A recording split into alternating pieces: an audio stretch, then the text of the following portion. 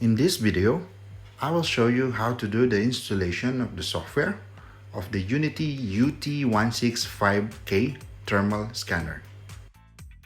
The software is available for download in the link in the description above. Once downloaded, simply double-click the installer to start the installation process.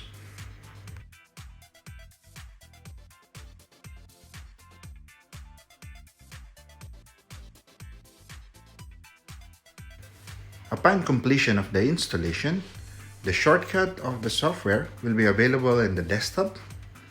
Simply double-click to start the program, then wait for a few seconds for the software to start. Upon opening up the software, you will recognize that the language preset is in different language. To change the language to English, press the File button on the upper left corner of the screen, press the third row, select Language to English, and press OK. You may then required to restart the program to make the changes in the language effective.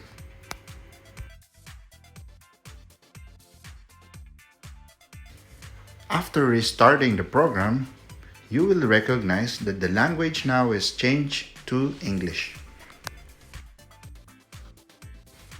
And this is the video presentation on how to install the software of the UTi165K and how to change the language to English. Thank you.